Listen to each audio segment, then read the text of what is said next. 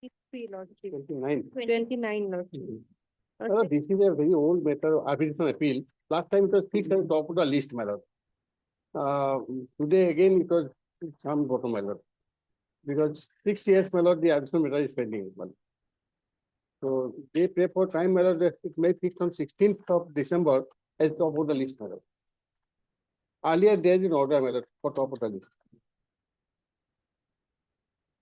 Today also it is on the top of the list of the hearing item. As first item, Correct. first hearing item we will take. They 16 have to- December is okay.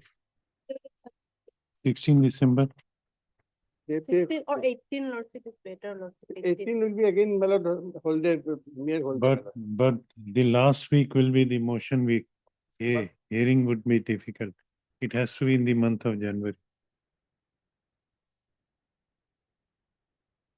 In the,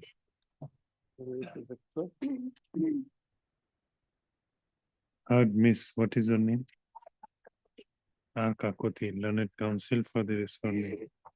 Also heard Miss Mr. G. N. Sahiwala, learned senior counsel appearing for the appellant. Learned counsel for the respondent seeks an adjournment on the ground of personal difficulty of the conducting counsel. Stop. Considering the submissions made by learned counsel, the prayer is allowed. When we can feel. 6th of January, my lord. Tuesday, at top of the list. Yeah, 6th January is hearing. Okay. Considering that this is an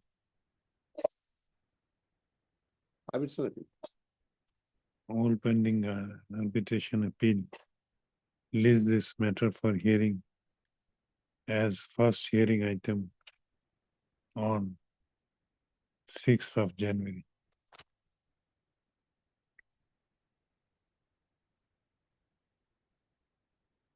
May I please mention? I'd like to mention for item number 4 and 5.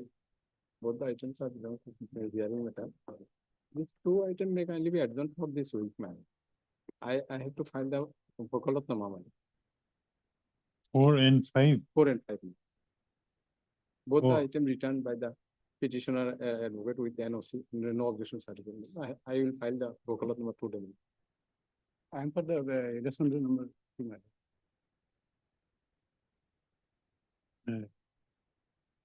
Item number 4 and 5. On request of Mr. B. Islam, Well. learned counsel for the petitioner. This matter is adjourned for the day. Let it be listed in the next week on a date to be fixed by the ministry. We, the fixed date is necessary. Or CD, also Mr. B. Sharma. When suggested it, Tuesday, next Tuesday. 2nd December. Let this matter be listed on 2nd of December. Development. May I please, your Lordship? Lordship, I beg to mention item number 22. In this matter, the respondent number 1 has filed an IA, so we'll file the objection to the IA.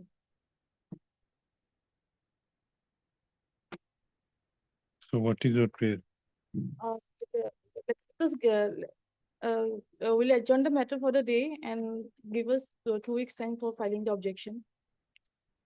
You have informed the others. Heard, S. Saikya. Miss. What is your name? S. Saikya, on behalf of S. Count. S.K. learned counsel for the appellant who submits that the respondent number 2, respondent number 1 has filed an interlocutory application in this case, and the appellant intends to file written objection against in the interlocutory application. And for which some time is prayed for. She submits that she has informed the learned counsel for the uh, respondent regarding her prayer for adjournment, who has no objection to the same. Hence, the prayer is allowed. Let this matter be listed after 2 weeks. May it please your lordship, lordship, I beg to mention for listing of an IA lordship. IA is for granting injunction to restrain the opposite parties from proceeding with the construction work lordship. During When? lordship, 28th lordship, Next week, first week of December. next week. But date may be given. No, registry will fix the date. Published. Thank you, Lordship. I beg to petition for listing of a transfer petition, Lordship. A civil court Next, will now next week, fix a date, Lordship. registry will fix the date. May it please your lordship, I beg to mention a testamentary appeal 3 of 2017 for listing lordship. Any day next week, lord. Next. No fixed date. Next is week a- on a date to be fixed by registry. Published. Lordship, I beg to mention a transfer petition. Next week. For listing, registry will fix the date. Interlocutory application. Next week, May I praise your lordship, I beg to mention for listing of a review petition, lordship. next week. I beg to mention for MSCT appeal 2018 matters, my lord, so Hearing, it could be hearing. hearing or orders, Well, it becomes no orders, my lord, Orders. because next week. Lordship, I beg to mention a criminal petition. It may be fixed next week, Lordship. Criminal petition, wrong court. May I please, your Lordship, I'd like to mention CRP 107/25 for listing lots. Which column? Next week, next week.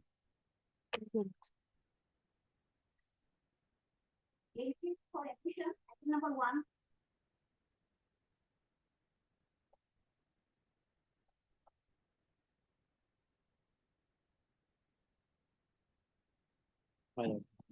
Where is the petitioner? So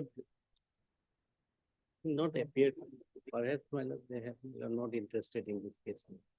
Can you peruse the last order? 10, 11.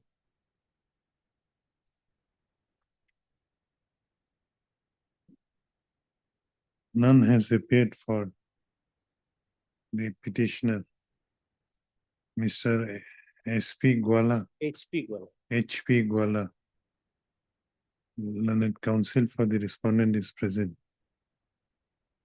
What is to be done? Perhaps they have not interested, my lord. Next week we will fix it. Place this matter again on a day. Next week. 3rd of December. For my lord, necessary order, my lord, can repeatedly, my lord, they have, my lord. On that day, if they fail, you may pray for whatever is. My lord. Oblige, my lord. Item number 2. Lordship may pass over for the timing, Lordship.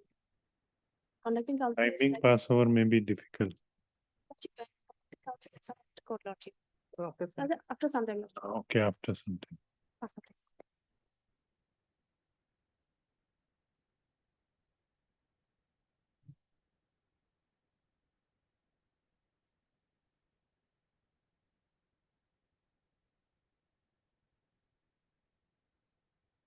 Number 3. Withdrawing, He's coming. My senior, he wants to appear for this case file. what Yeah, is your after prayer? some time, Okay, after some time. my lord. Thank you.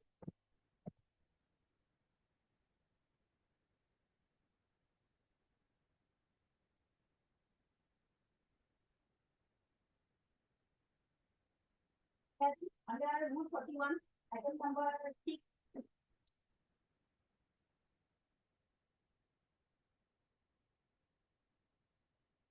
May it please your lordship.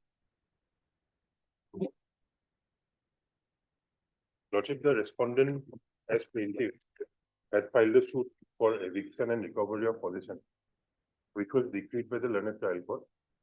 After that, the present appellants preferred an appeal, first appeal, which was also the outcome of the first appeal was that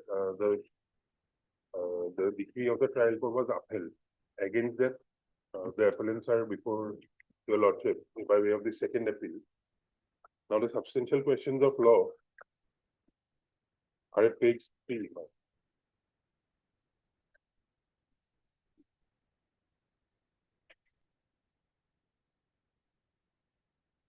The basic crux of the matter is that the respondent as plaintiff had filed the suit for eviction of the present appellants from the suit property, citing the ground that they were permissive occupiers, and as such, with permission only they had been staying there.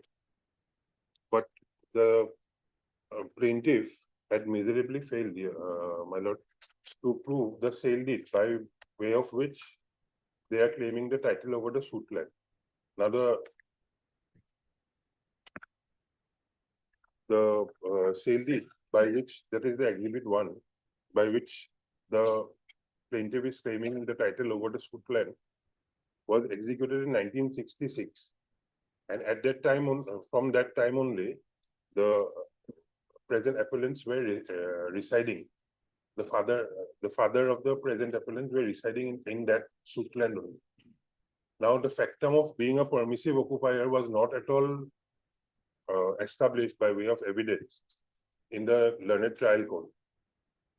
Now, on the basis of pleadings only, the courts below had come to a finding that the present appellants are permissive occupiers, and as such, the plaintiffs are entitled to get a decree for recovery of possession by evicting the present appellant. Now, another factual point is that the learned trial court had heavily relied upon Article 65 of the Limitation Act, thereby stating that although the sale deed was registered in 1966 and the plaintiffs were in the know-how that the present respondents were in the suit land since 1966, but by way of Article 65, without proving the sale deed, the 65 within 12 years it has been held. Now that is in page 16 of the first. No, what sale deed? This 1966 sale deed is between whom? Between the present respondent and the vendor. You claim to purchase the land. No, I am the defendant.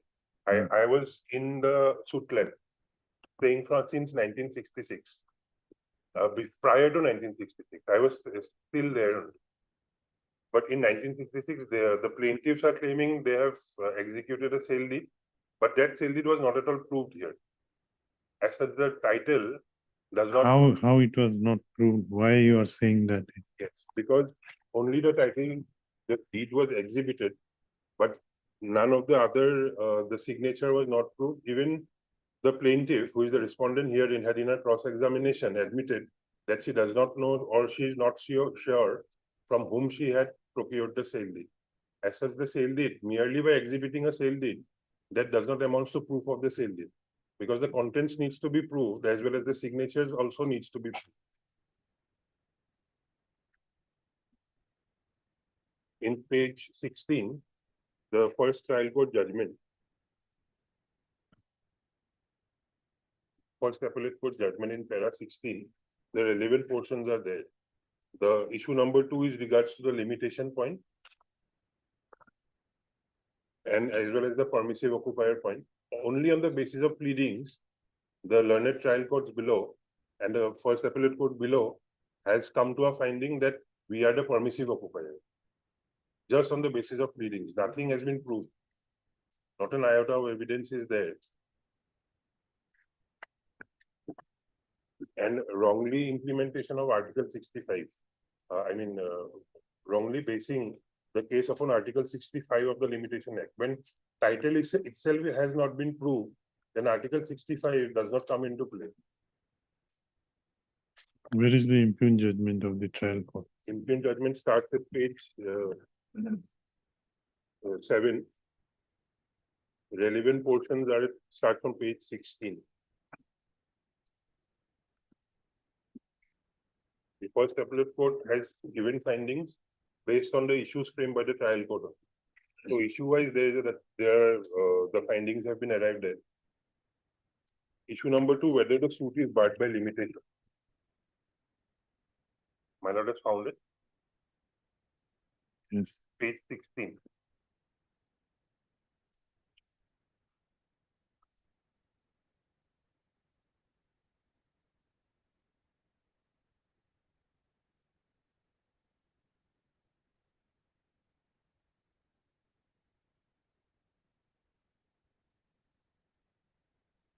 What is the wrong? If your honor peruses this 15.1, in deciding this issue, learned trial court has rightly observed the plaintiff has instituted the suit claiming for recovery of possession of the suit land, and it is governed by Article 65 of the Limitation Act. But your honor, what has happened? Although the sale deed was executed in 1966, from that point only, the plaintiff was aware that we are in occupation of the land. Now they have filed to procure the land back. Only in 2016 they filed the suit. That is barred by limitation, in my humble submission. But that has not been considered. For recovery of possession on the basis of title. Where is the issue regarding whether you were permissive occupier or? In page 17, 15.2. It is apparent from the pleading that defendants, though was in possession of the suit land, but plaintiff has given permission to stay in that plot of land, and no point of time possession of the defendant was hostile. Only on the basis of pleading. Where is the trial court's judgment? Trial court judgment starts at page 24.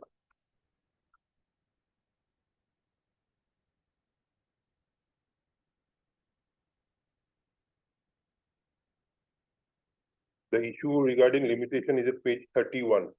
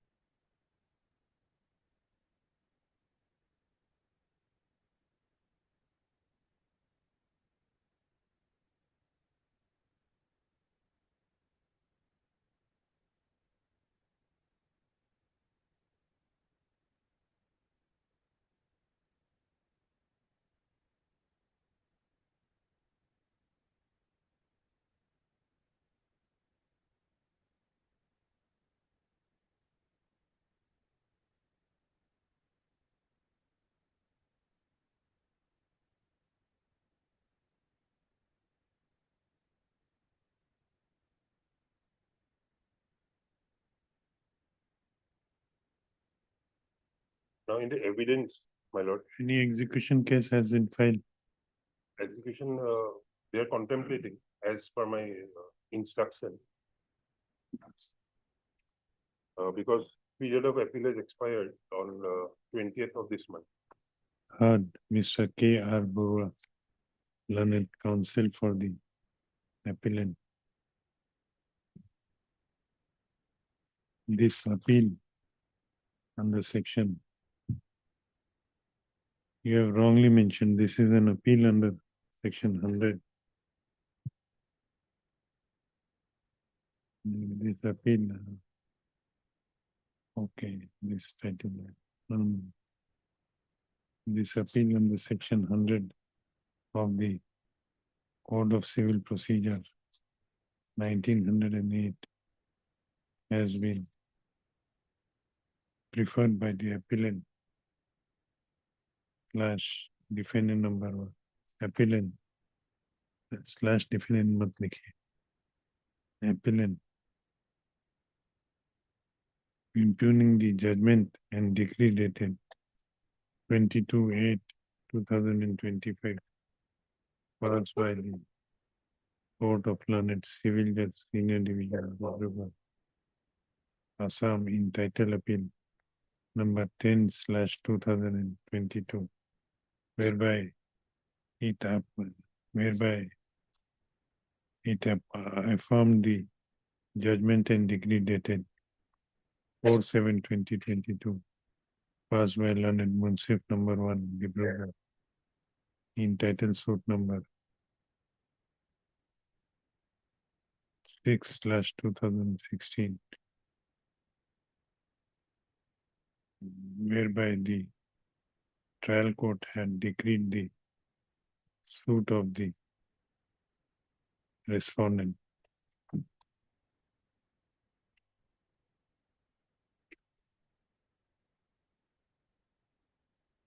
After going through the memo of appeal as well as the after considering the submissions made by learned counsel for the appellant, following substantial question of law is formulated in this case, in this appeal, within inverted comma, whether the first appellate court and trial court committed perversity in holding that the respondent has the right title and interest over the sued property without the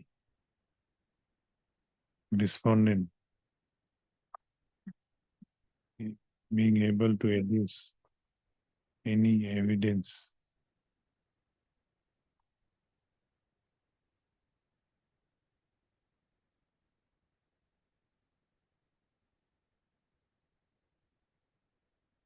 in lawful manner. Stop. Further, whether without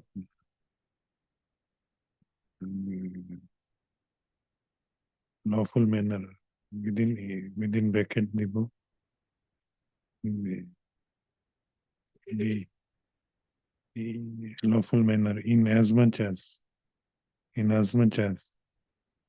the respondent failed to prove the sale deed and he only exhibited it as PW1, failed to prove this sale deed legally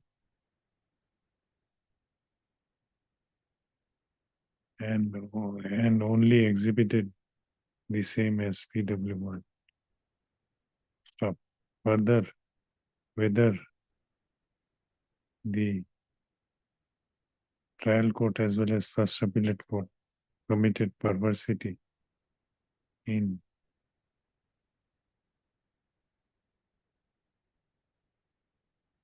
holding that the suit is not barred by limitation without there being any evidence regarding right title and interest of the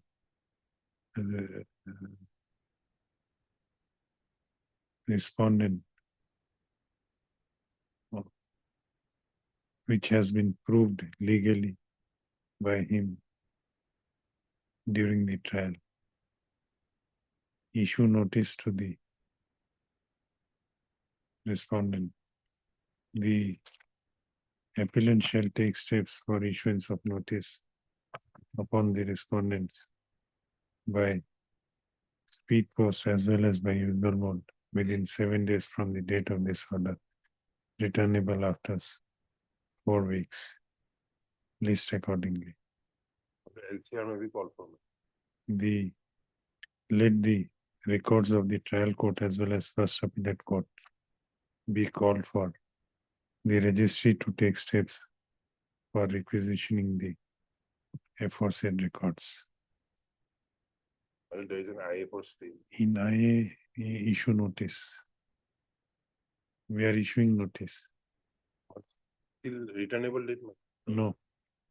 There is Execution no, may be filed. it has not yet been filed. No, they are contemplating to file. Because the period of appeal has expired on 20th of November. So they are contemplating. Let them file. I'll be prejudiced. You approach this court if they file.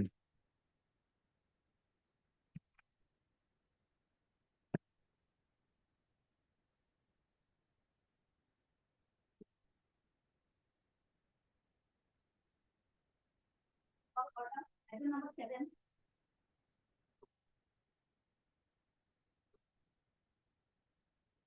May I please, your lordship?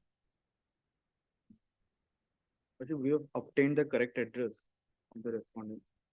We may be allowed to take steps accordingly. Heard Mr. D. Majumdar. D. Majumdar, learned counsel for the appellant who submits that the that the proper address of the sole respondent has been obtained by him. And therefore, he prays for allowing the appellant to take steps afresh for issuance of notice to the sole respondent at his proper address. The prayer is allowed.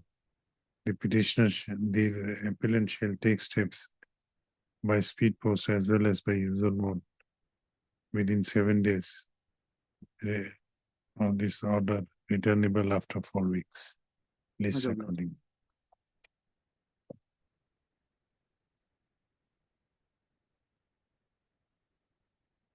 Number 8.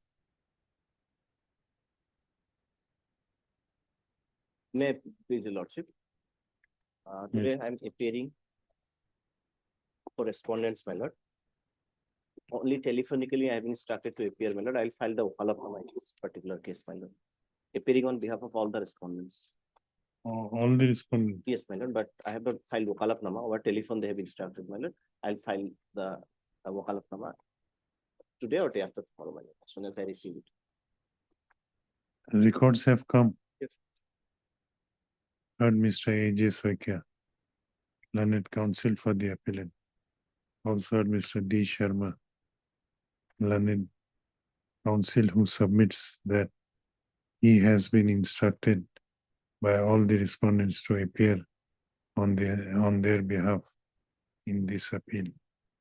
And he would be filing his Wakalatnama shortly. The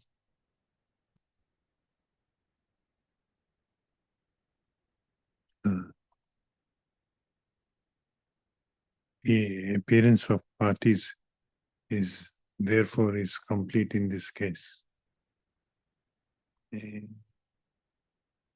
The records of the concerned MAC case has already been received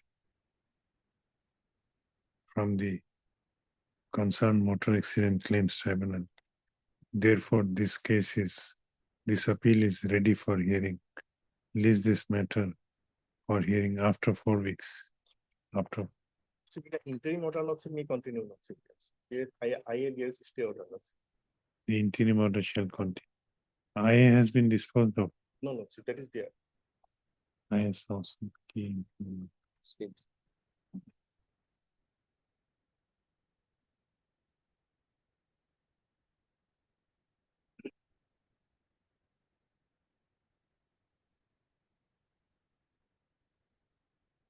Till next.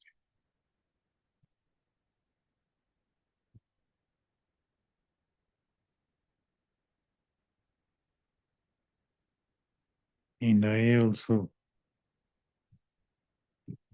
reflect same as regards parties, same council name के लिखे The interim order shall continue till next day. List this matter after 4 weeks. Obliged. I actually. Okay.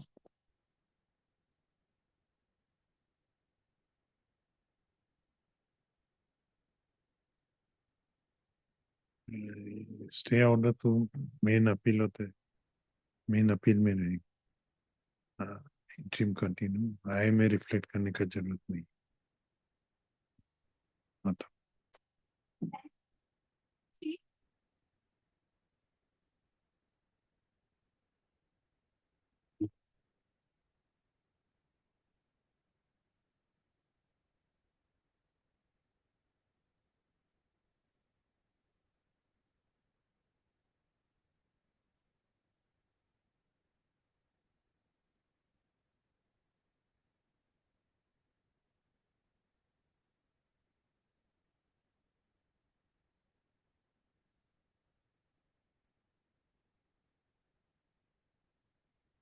yes, customs, anything to show that Day, his brother-in-law was present that day. He accepted the 48 notice, Lordship. In 48 notice, acknowledgement was not there, but it cannot be denied that he was not present that day. I have flagged my one thing, Lordship. Pink, Lordship, pink one. He was present that day. Lordship, both husband and wife went to the office to give their statement, Lordship.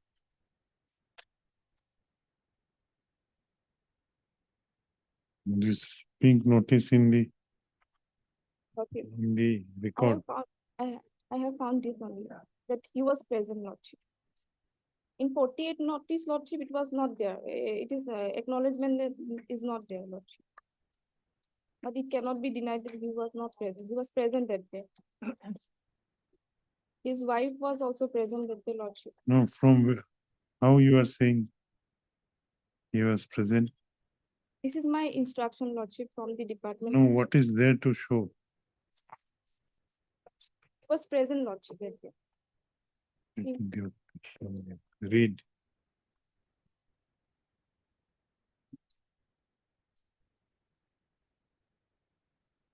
My lord, wife was also present. Wife would have been the best person. And the notice itself says it was sent by telephone, my lord.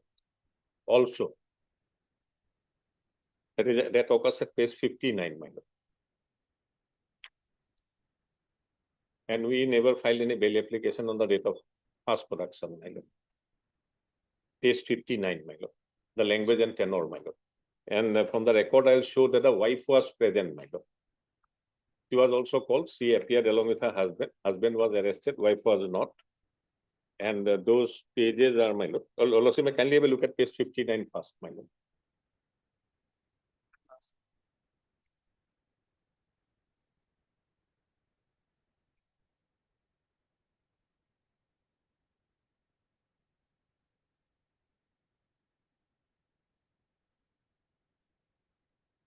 Page. 59, my lord. 59. Yes. Last page. And my lord, electronic communication and latest, my lord, Apex Code, my lord. The learned upon production, the learned session just there, my lord. Unlawful Activities Prevention Act. He explained it orally, my lord. That is not compliance, my lord. If explanation by an judicial officer is no, my lord, compliance, my lord. Then, my lord, informing by phone, assuming inform.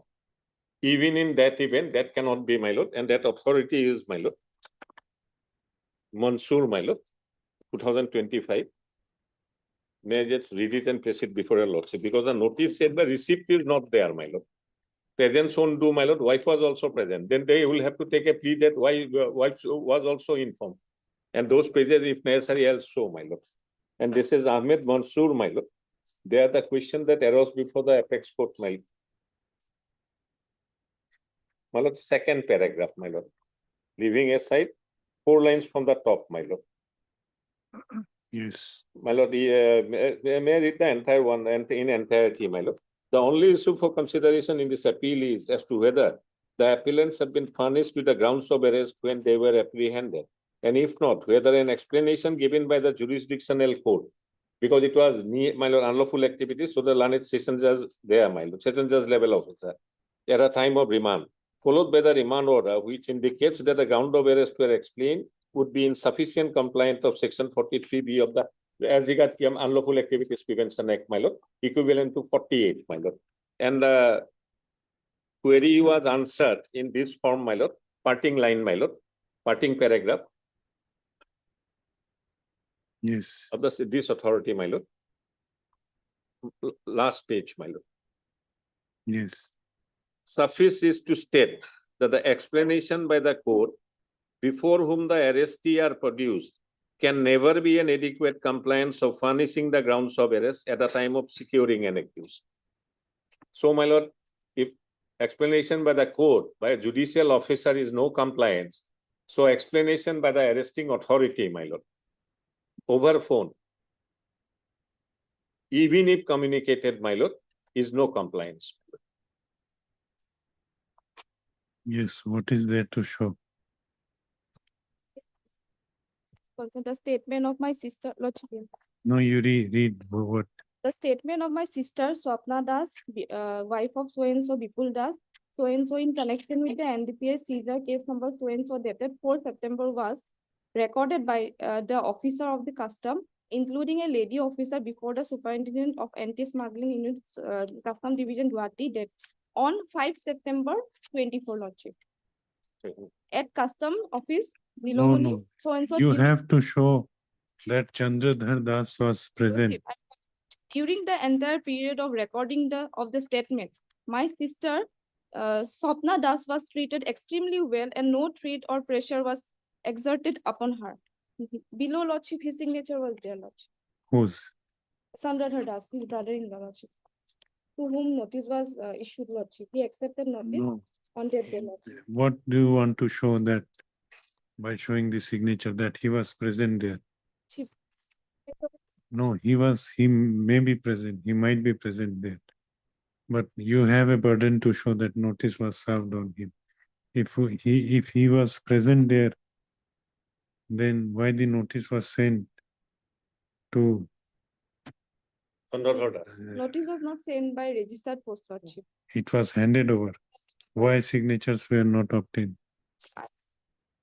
So apart from your submission, what is there to show that it was See, just actually served?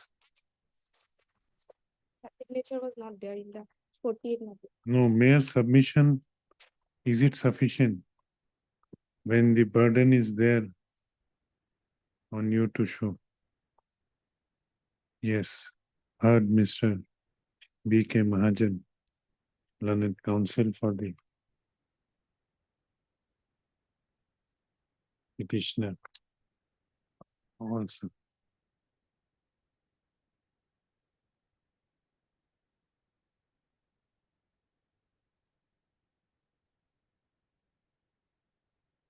And Lordship, I have small submission, Lordship. On that day, Lordship, contraband was recovered from his premises, Lordship. On that day, Lordship, Gaugura was there, his wife was there, Lordship. No, suppose everything is there. Everything is there. Still, can you violate the constitutional mandate of serving the notice? That is their plea, that you violated the mandatory norm of serving notice under 48. And on that ground only they are seeking them. My lord, That is your case. my lord. What prevented you from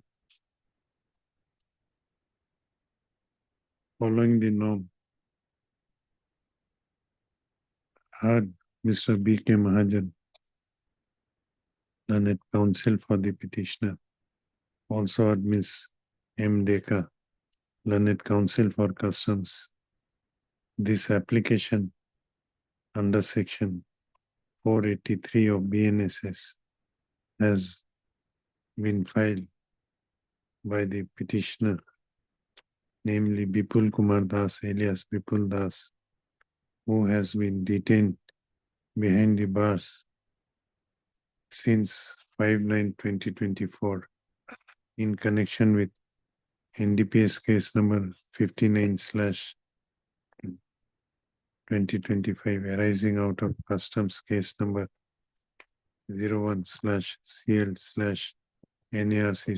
01/CL/NARC/AS/GAO slash 2024 dash 2025.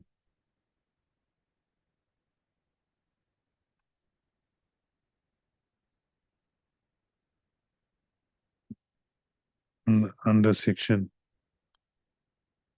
8C slash 20B2C of NDPS Act 1985. This is your first application. Second, my lord. Where is the rejection, earlier rejection order? Earlier rejection order, my lord, I'll place it, my lord. While I'm taking a minute, my lord. 40, I'm taking a minute. That's from for case 48, my lord. The gist of accusation in this case. Court para 3 from page 49. Para 4. Para 5. Learned counsel for the petitioner has submitted that the petitioner had earlier approached this court seeking bail by filing bail application number 2058/2025. However, on that occasion, the prayer for bail was rejected by this court by its order dated 26/8/2025. He, however, submits that on that occasion, the petitioner had not taken any plea regarding violation of the fundamental rights guaranteed to the petitioner under Article 22(1) of the Constitution of India, as well as Section 48 of the BNSS. Stop. He submits that this time the main plea of the petitioner seeking bail is regarding non-communication of grounds of arrest in writing to the friend slash relative slash nominated person of the petitioner at the time of his arrest, as mandated under Section 48 of BNSS. He submits that though the prosecution side has shown that the notice under Section 48 of BNSS has been served on the brother-in-law of the petitioner, namely Chandradhar Das. However, and though a copy of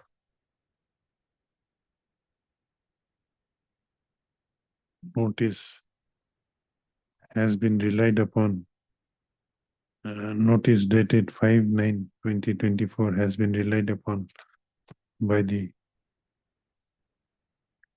prosecution side to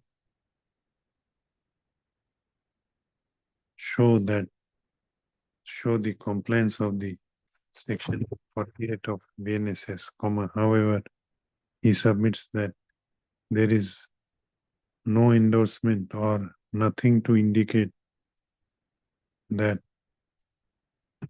the said notice was actually served on the said Chandradhar Das, or that he had received the said notice. He further submits that though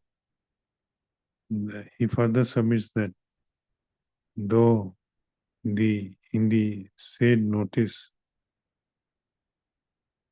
which is purported to be a notice under Section 48 of BNSS, it has been stated that the said Chandradhar Das has been intimated about the arrest of the present petitioner over mobile phone at his mobile number 9957 692,998, comma.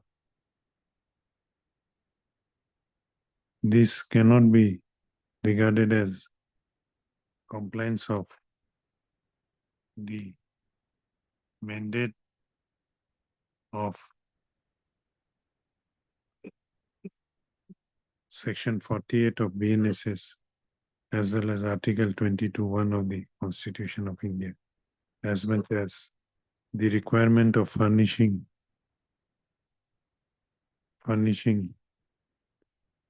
grounds of arrest in writing to the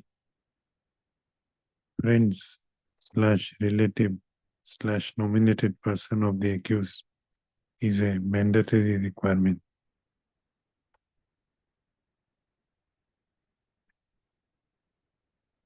And any violation of the said mandatory norm would entitle the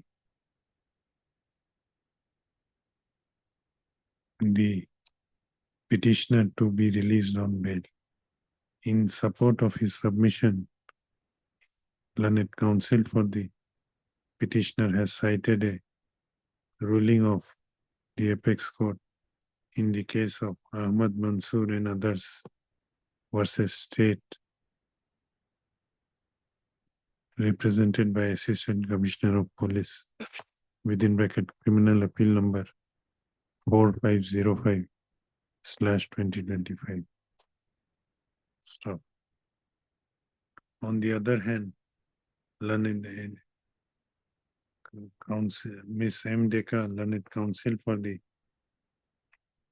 Customs Department, has vehemently opposed the grant of bail to the petitioner on the ground that the contraband seized in this case is of commercial quantity and therefore the embargo of Section 37 of the NDPS Act is applicable to this case. He submits that the petitioner was informed about the grounds of arrest by serving notice under Section 47 upon him. She further submits that the recovery of contraband was from the premises of the present petitioner, and therefore she also present petitioner stop.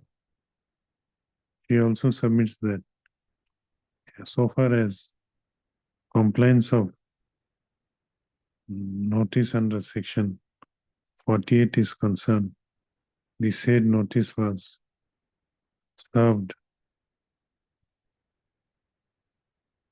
on one Chandradhar Das, who is the brother-in-law of the present petitioner, in person. She also submits that the Chandradhar Das was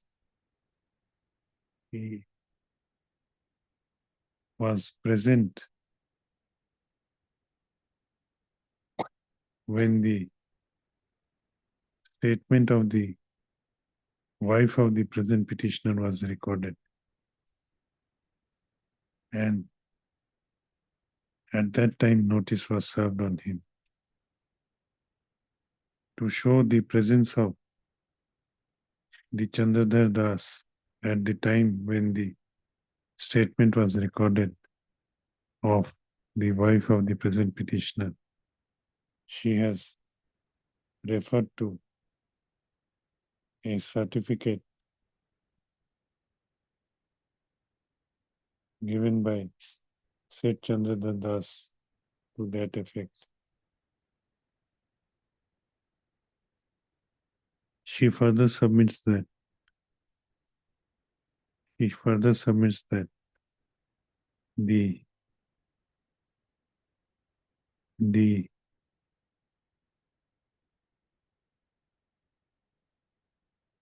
the brother-in-law of the petitioner, namely Chandra Das, was also intimated about the grounds of arrest over telephone at his mobile number, and therefore there is no violation of the mandate of section 48 of BNSS as well as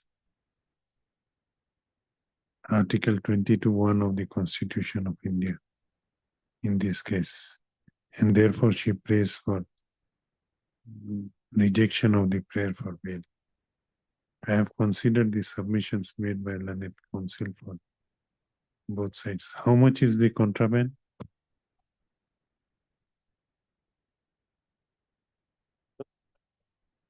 $511 kg.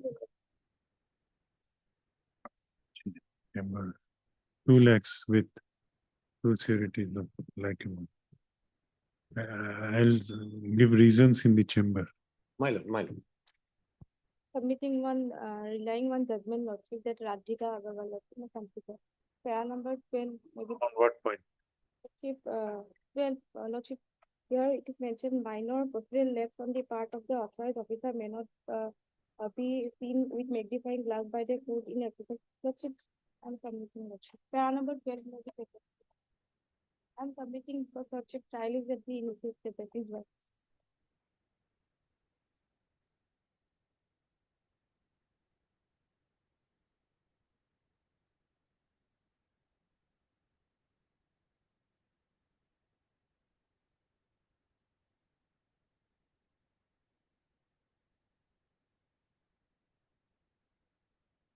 Learned counsel for the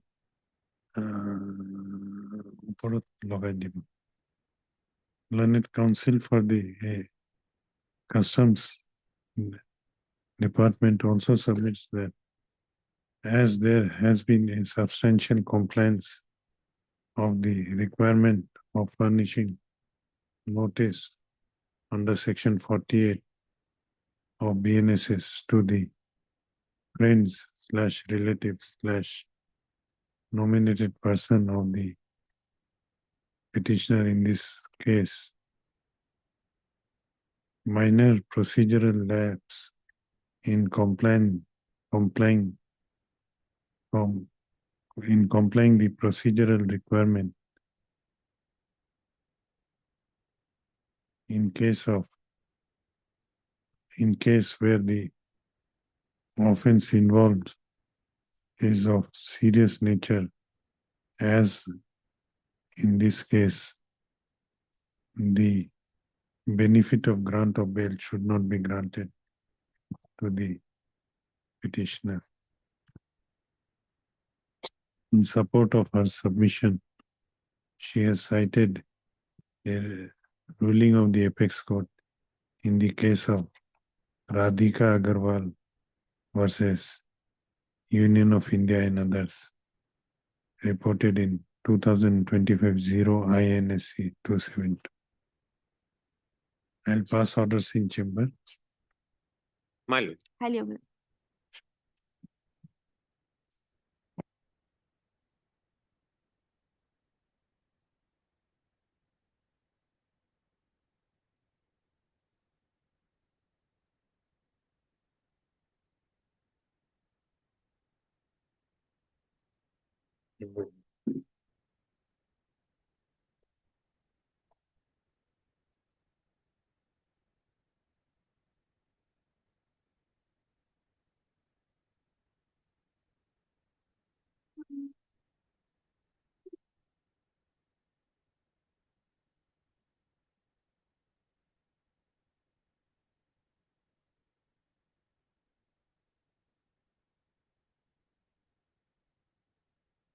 Okay, I have gone through that judgment relied on by my learned friend, Lordship. But before going to that judgment, may I take your lordship to the act itself, lordship, that Mia- National Mia- Investigation Agency. National investigation.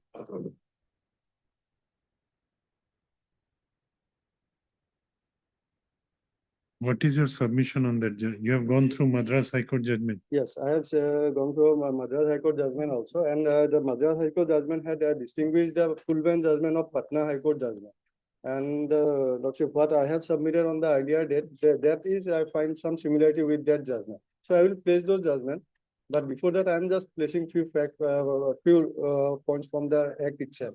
Lordship, may I kindly see the object of the act?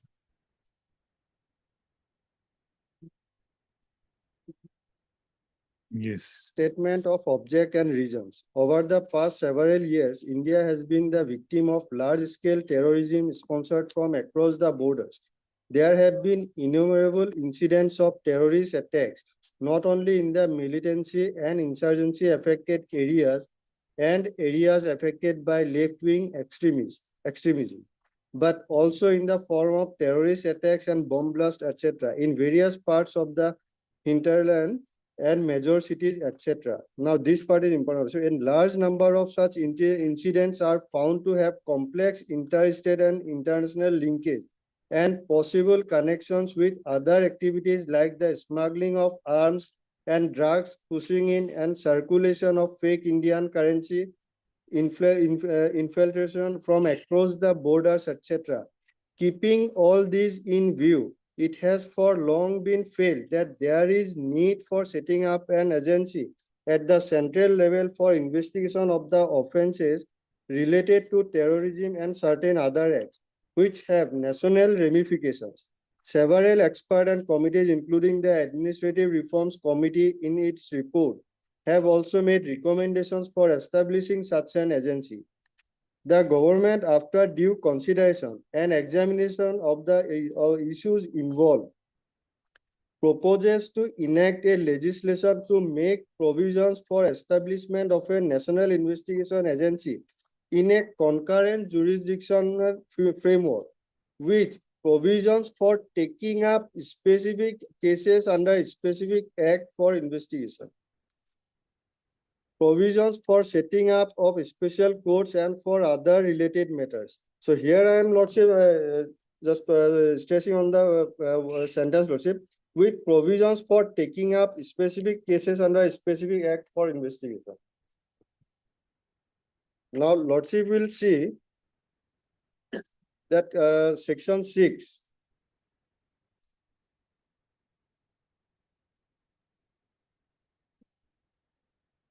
Now, this is regarding investigation. Investigation of scheduled offenses. On receipt of information and recording thereof under section 154 of the code relating to any scheduled offense, the officer in charge of the police station shall forward the report to the state government forthwith. So this is mandatory part, first part. On receipt of the report under subsection 1, the state government shall forward the report to the central government as expeditiously as possible.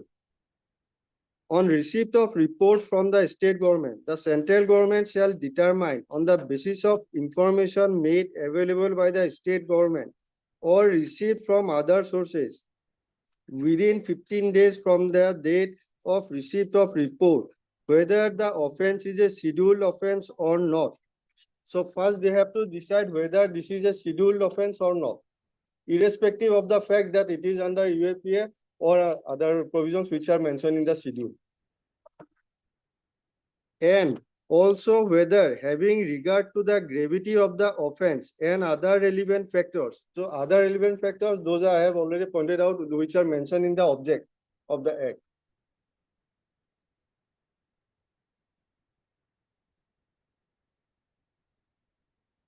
Yes.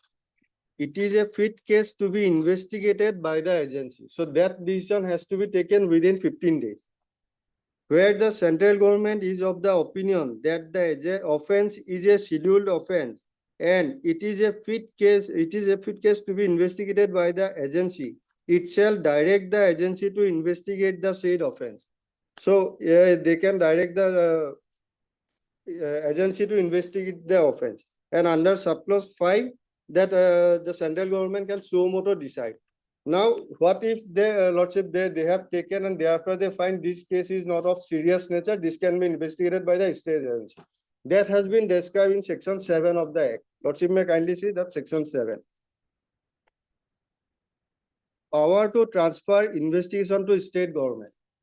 While investigating any offense under this Act, the agency, having regard to the gravity of the offense and other relevant factors, may, if it is expedient to do so, request the state government to associate itself with the investigation. Or, the second part is important, with the previous approval of the central government, transfer the case to the state government for investigation and trial of the offense. So it has to be rooted through that in National Investigating Agency. If the state wants to say that this act will apply even if they investigate the case. Now, Lordship will see section 10. What if the Lordship that they do not decide the issue whether it is it has to be decided by the it has to be investigated by the National Investigating Agency or by other agency. If they do not decide, what will happen? That is described in section 10, Lordship. Now, section 10 here, Lordship will see power of state government to investigate scheduled offences.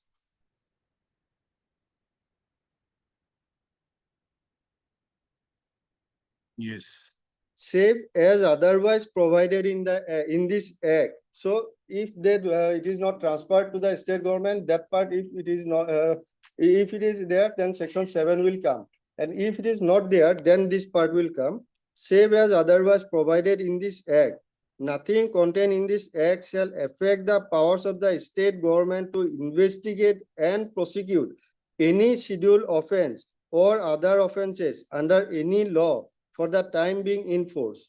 So first, under section 6, for scheduled offences, Yes. a decision has to be taken considering various factors, whether it has to be investigated by NIA or not. Yes. If it is decided that it has to be investigated by NIA, then also during investigation, NIA can transfer it To the state. to the state or associate the state Lots. investigating agencies. Lots. And if they do not. If they don't take a decision under 6, Lots. then the powers of state agency remains. Remains. That is, That- okay, that is oh, right. okay. And section 10, Lordship will see that in this section, Lordship, there is no sentence regarding Lordship that they will prosecute under this act. That word is not there, Lordship. So if that word is not there, that cannot be Lordship inserted, Lordship, by. Then that why is- full court of Madras said that? I'm coming to that also, Lordship. Okay. That just I'm making my submission, and to that effect, I will place judgment. And now your Lordship will see that section 11. Power of central government to designate court of session as special courts. So that power is there. Now, what I'm pointing out before Lordship is Lordship subclause 8. Lordship may see kindly subclause Subclause 8 of, 11, Lordship. yes. For the removal of doubts, it is hereby provided that the attainment by the session judge of the Court of Sessions referred to in subsection 1. One is that if it is designated by central government, of the age of superannuation under the rules applicable to him in the service to which he belongs shall not affect his continuance as judge of the special court, and the appointing authority in consultation with the central government may by order direct that he shall continue as judge until a specified date or until completion of the trial of the case or cases before him. So what I'm pointing out is that also designated court and sessions court are two distinct offices, Lordship. Because if under the designated court, Lordship is trying some offences under this act, if his date of superannuation comes, Lordship, then also, Lordship, he can continue with permission of the government, Lordship. But session just cannot, Lordship.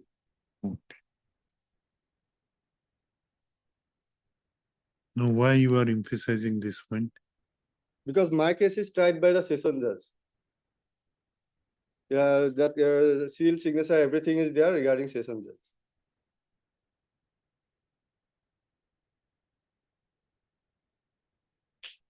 Okay. Now 13 is Lordship jurisdiction of special court. It says Lordship, if it is investigated by the agency, then Lordship under this act, then the trial will be held before the special court, Lordship. That is not disputed, so it is there, Lordship. Now Lordship will say section 15. If we accept that the session judges exercising the power of Lordship, special court, Lordship, then there has to be a special public prosecutor appointed under section No, 15 under of that, section 10. Under section 10, Lordship. if a decision is not taken to transfer the matter to NIA, Hmm. then the state government has power to investigate and prosecute. Yes, they can prosecute, but Lordship, But that which court will try? that sessions court will, because Lordship, I'm that section 22 is there. That the Lordship says, Lordship, if designated courts are not there, then sessions court will have the power and jurisdiction. Okay. But that is there. I'm coming to that also, Lordship. So my submission for Lordship is that if it is treated to be a special court, then there has to be a special public prosecutor under section 15 of the act.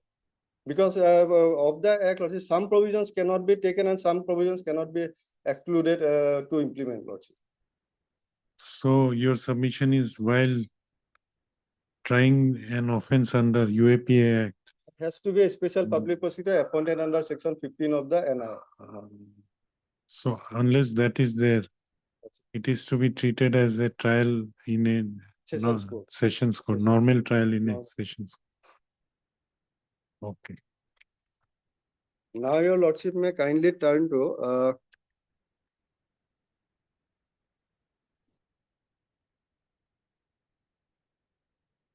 section 16 subsection 2, Lordship. Section 16(1) also, Lordship. 1 also I am reading.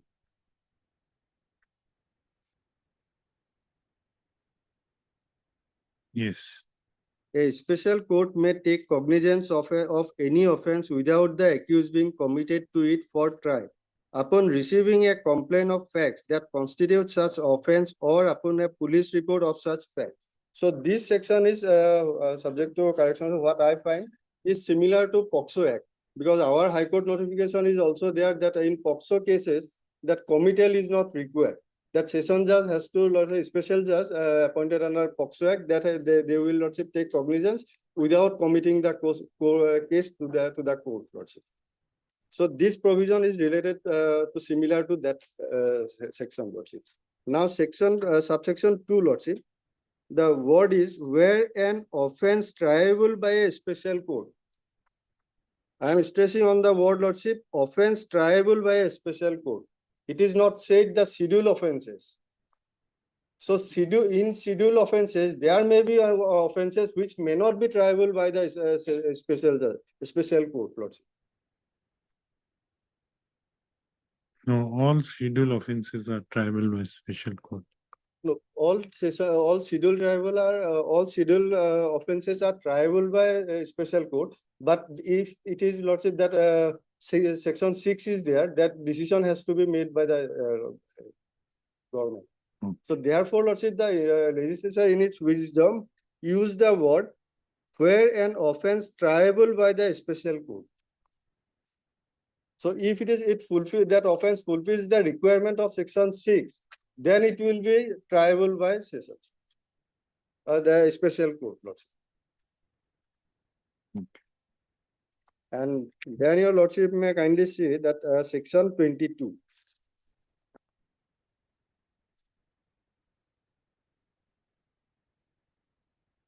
The state government may designate one or more courts of sessions, special court for trial of offences under any or all the enactments specified in the schedule. So any or all the enactments specified in the schedule. The provisions of this chapter shall apply to the special courts designated by the state government under section 1 and shall have effect subject to the following modifications, namely that state can notify that 1, 2, 3, that agency will include that state agencies. Now subsection 3. the jurisdiction conferred by this act on a special court shall, until a special court is designated by the state government under subsection 1, in the case of any offense punishable under this act, notwithstanding anything contained in the code, be exercised by the Court of Sessions of the division in which such offense has been committed, and it shall have all the powers and follow the procedure provided under this chapter. 4. On and from the date when the special court designated by the state government. So now this part, Lordship. Designated by the state government, the trial of any offense investigated by the state government under the provision of this act, which would have been required to be held before the special court, shall stand transferred to the court on the date on which it is designated. Now, whether there is a designated court in the state of Assam, in my humble submission, there is a designated court in the state of Assam, Guwahati, CBI and NIA is given to the court, Lordship. If there is a designated court, that deemed provision will not come that session judge will have jurisdiction, Lordship. Even if the state government, Lordship, investigated the matter, that has to be transferred to the court of special judge, Lordship, the special court.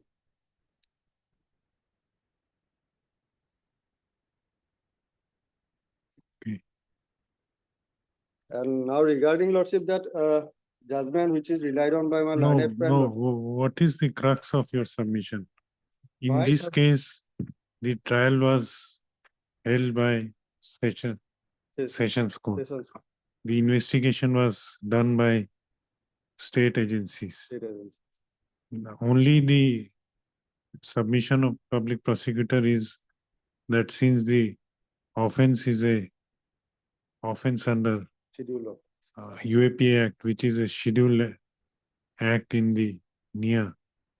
Therefore, in case of bail, rejection will be governed by NIA. Your submission is unless investigation is it your submission that unless investigation is done by NIA, the provisions of NIA Act would not be applicable? So my submission will also is that firstly, if it is investigated by NIA, then it will be tried before the special court. In that case, appeal will lie. And if it is investigated by the state agency in terms of section 7, Lordship, then Lordship, that appeal will lie. Unless Appeal the- will, if it is, no, repeat your submission. My submission is that, Lordship, if the state agency investigated the matter in terms of section 7, that it is, Lordship, that National Investigation Agency gave the hand over the investigation to the state agency, Lordship, in terms of section 7. Then only, Lordship, this act will come. Because first call has to be made in section under Okay, section okay. 2, 6, Lordship. Okay. That whether it is a If scheduled section offense, 7 is not taken recourse section to, 7, if it is not taken, then then, NIA act will not come. then the Rest of the trial provision- investigation would be under section 10, Yes, understand. 10. 10. And then normal BNSS would be applicable. Yes, that is my. That is the crux of your submission. If section 7 is not there, rest of the provisions will not come. Then what Madras High Court said? Now I am coming to that, Lordship.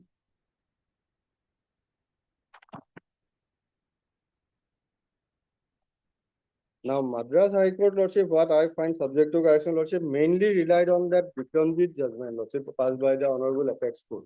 And that Bikramjit Singh case, Lordship, is relating to extension granted by, Lordship, the judicial magistrate. And in that case, the Honorable Apex Court was dealing whether the judicial magistrate has the jurisdiction to extend that or the special court will have the jurisdiction. So it is nowhere says, Lordship, that when and how that NIA Act will be applicable, Lordship. Okay. So just I'm- Do you have Vikramjit's? Yes, I am having the, because I am taking your Lordship to paragraph 25.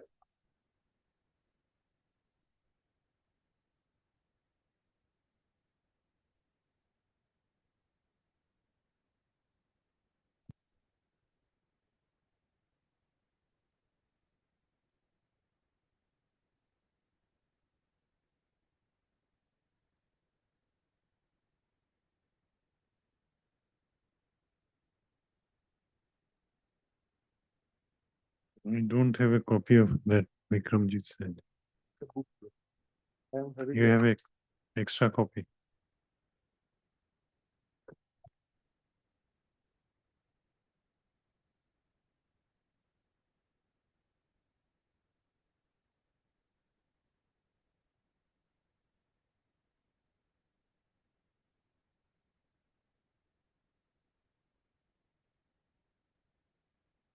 Yes, which paragraph? It starts from para 24, Lordship.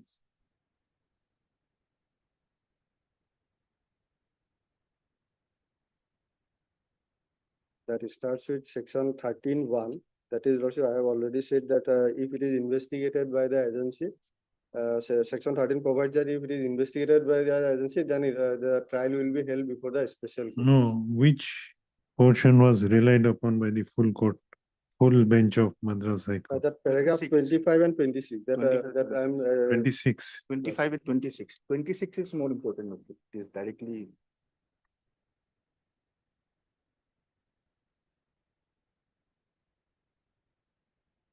Yes. Yes, may I read that paragraph 25? yes. When these provisions are read along with section 21D and provide provisions in section 43D2 of the UAPA, the scheme of two acts which are to be read together become crystal clear.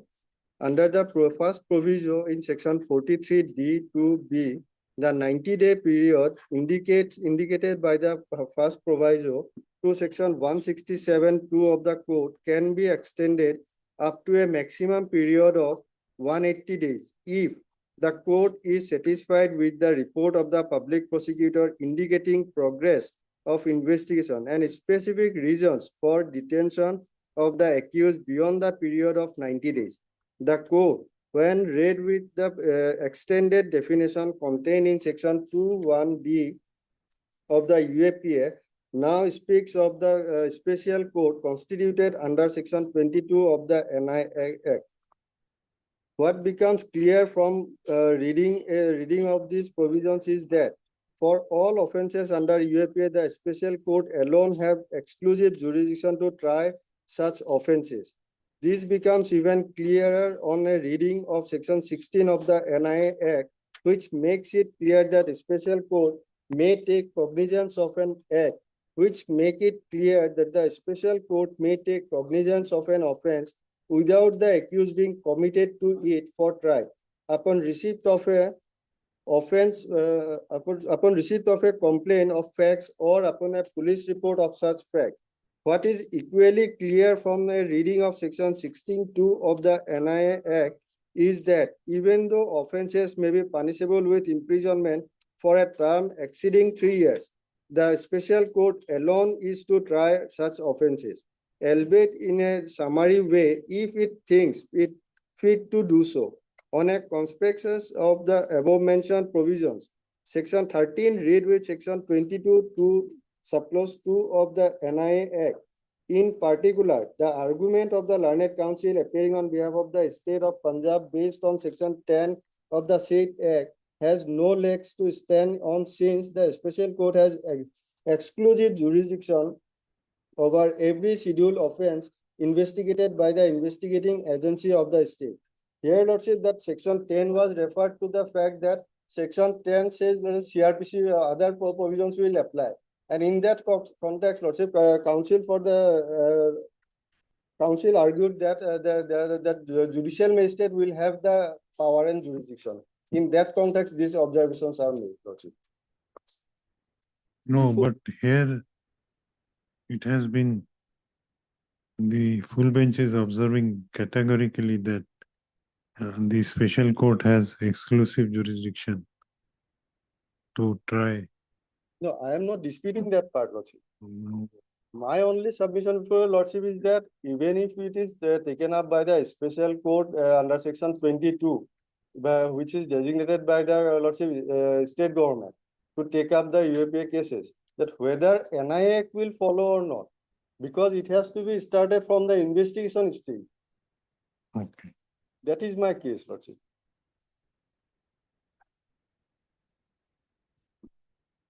Okay, read 26. 26. Before the NIA Act was enacted, offences under the UAPA were of two kinds. Those with a maximum imprisonment of over 7 years and those with a maximum imprisonment of 7 years and under.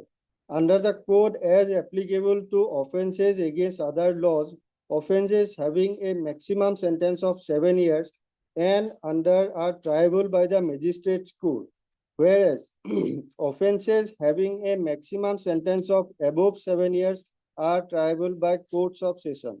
This scheme has been completely done away by the NIA Act 2008 as all scheduled offences, that is, all offences under UAPA, whether investigated by the National Investigation Agency or by the investigating agencies of the state government, are to be tried exclusively by the courts, special courts set up under that act. So I am here pausing for a moment, Lordship, that I am not disputing that part, that it has to be tried by the special court. Okay. But whether NIA will be applicable or not, that is not mentioned here. In the absence of any designated court by notification issued by either the central government or the state government, the fallback is upon the Court of Sessions alone. Thus, under the above scheme, what becomes clear is that so far all offences under UAPA are concerned, the magistrate jurisdiction to extend time under the first proviso in section 43D2B is non-existent. The court being either a sessions court in absence of a notification specifying a special court or the special court itself. The impugned judgment in arriving at the contrary conclusion is incorrect, as it has missed section 22 to read with section 13 of the NIA Act. Also, the impugned judgment has missed section 16(1) of the NIA Act, which states that the special court may take cognizance of any offence without accused being committed to it for trial inter alia upon a police report of such facts. And here, in fact, Lordship may kindly please to see paragraph 22. There was a specific notification to that effect that the state of Punjab will be having the state agencies will have jurisdiction to investigate all that. There is a notification, paragraph 22.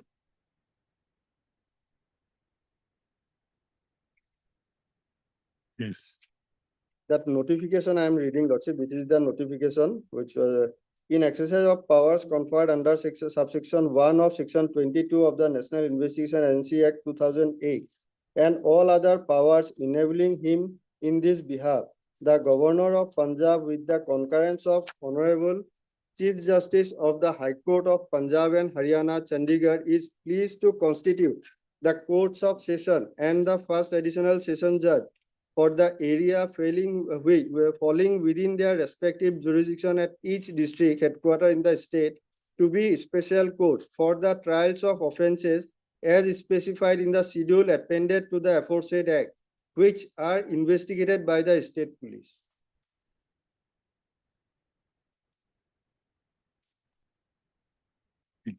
Similar notification is there in Assam also.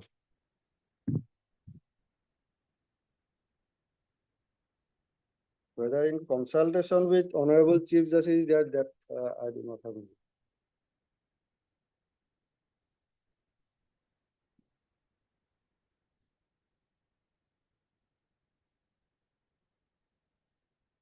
There's only a recommendation of the High Court.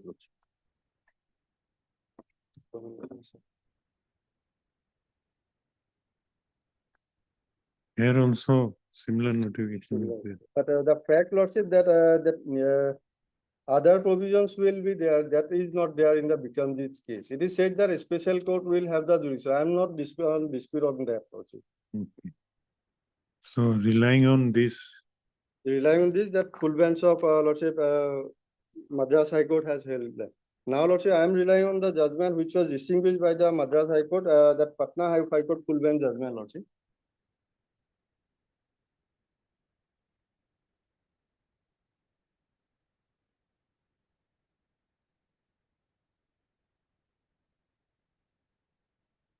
which That is Patna High Court full bench judgment, Lordship. Here also same issue was there.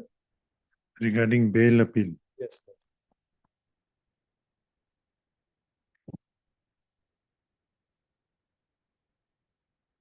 From paragraph 8, various provisions are discussed, so I am not taking a lot. Whether it gave a different view from that of Madras High Court.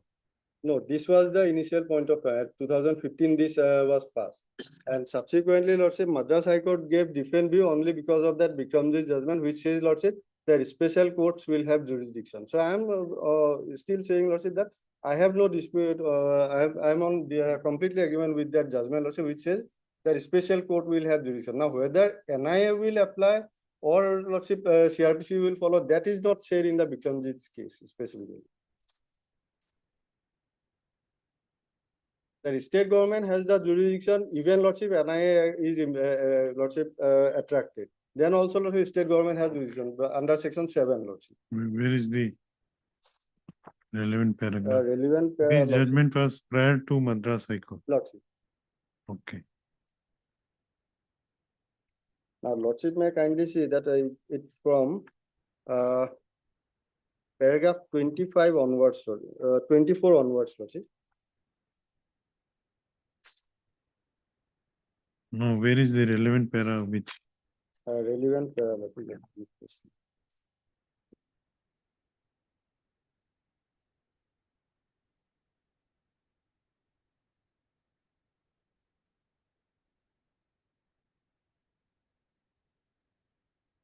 Paragraph 39, Lordship.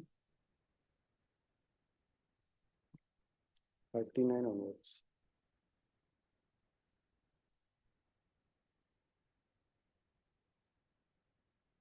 And main directions were given at paragraph 44.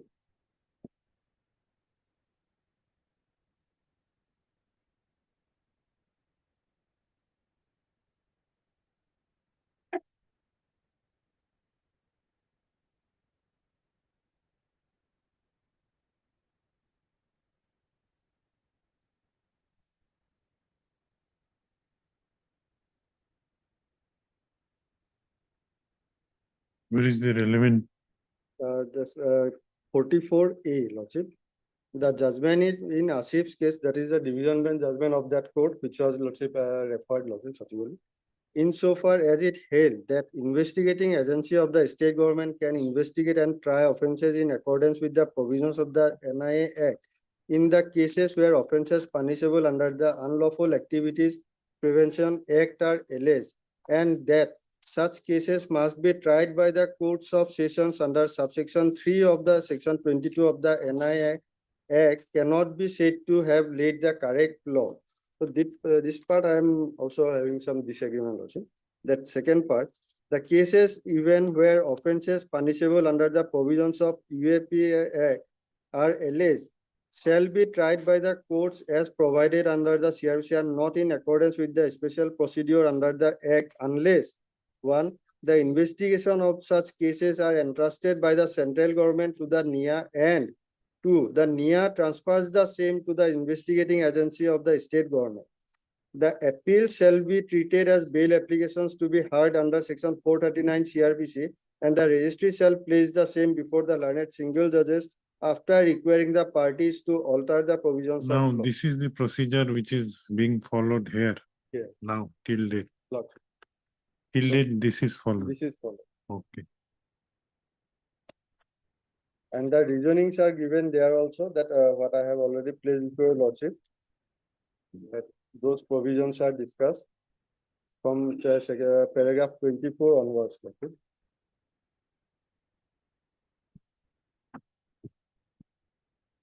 But how NIA Act will be attracted, that is discussed here. That mainly was given on section 6 and 7 of that. That unless the investigation is done or transfer is, Yes. unless section 7 is invoked, NIA would not be. Not- That is the that crux. is the- Okay. And now I'm just taking the judgment which my learned friend has Madras High Court, that judgment. Just one paragraph short, Lordship, I'm placing. Paragraph 12, Lordship.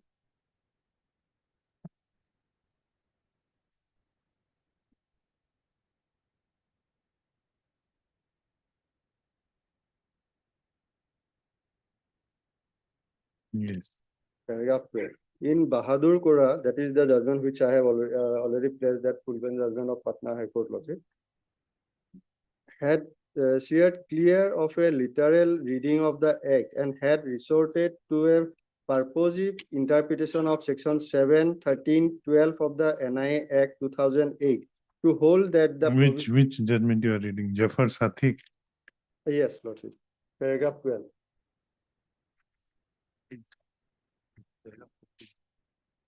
Para 12 of SCC citation. Probably it will be 14 Lordship. My case is live law citation. It starts with in Bahadur Kora. 14, para 14. Yes, I'm sorry. yes, please read. In Bahadur so had steered clear of a literal reading of Act and had resorted to a purposive interpretation of section 7, 13, 22 of the NIA Act 2008 to hold that the provision of chapter 4 would apply only when the NIA had transferred the investigation to the state police under section 7B of the Act. Though the logic and reasoning of the full bench did appeal to us, we are, however, of the considered view that in view of the authoritative pronouncement of the Supreme Court in Bikramjit Singh, the applicability of NIA Act 2008 for offences under the UAPA 1967 is no longer open to doubt. Consequently, the judgment of the full bench of the Patna High Court must be taken to be impliedly overruled by the decision of the Supreme Court in Bikramjit Singh. No.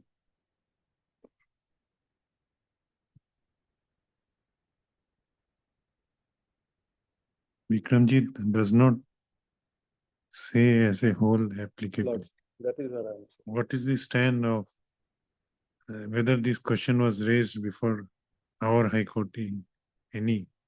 Before any Earlier there bench. was judgment, Lordship, that says, Lordship, probably that will be contrary to Bikramjit, so I have not placed, Lordship.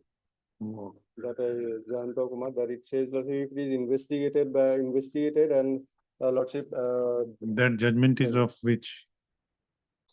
that is, Lordship, 2010. Of coordinate bench or division bench? Division bench. 10-6, GLR 77. In fact, this also goes in If our that is of division bench, division. then that is binding on me. Can I differ from that? Paragraph 54, Lordship, may I kindly see? I thought there is no, 51. now, This aspect was not dealt by the division bench. this aspect, whether bail will be Yes, this appeal, whether appeal would lie or under 439. not this aspect. No, that aspect is dealt with. That aspect was dealt in Rezaul Hussain Khan. That is discussed in paragraph 51, Lordship. Where is Rezaul Hussain Khan? That is discussed here in Lordship, paragraph 51 of the judgment. Jayanta Kumar Ghosh. Yes.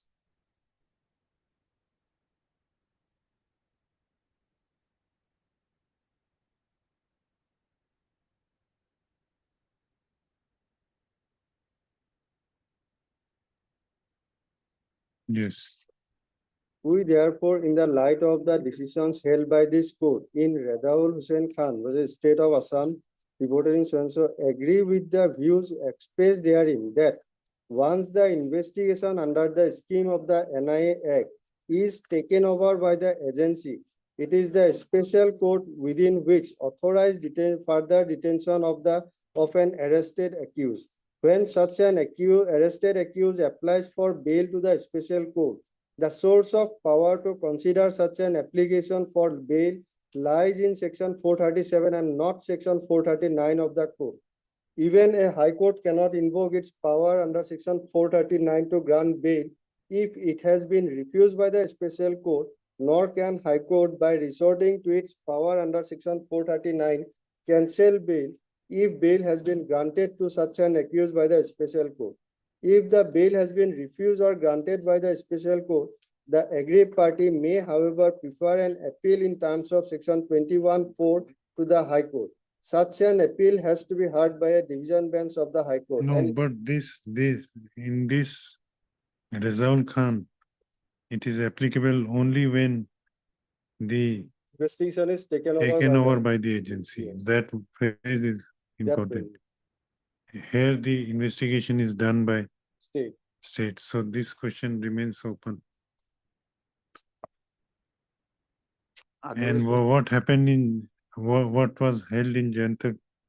Ultimately, Jayanta Kumar Ghosh. There was a bail, a criminal appeal was filed for bail. And the investigation was done by the,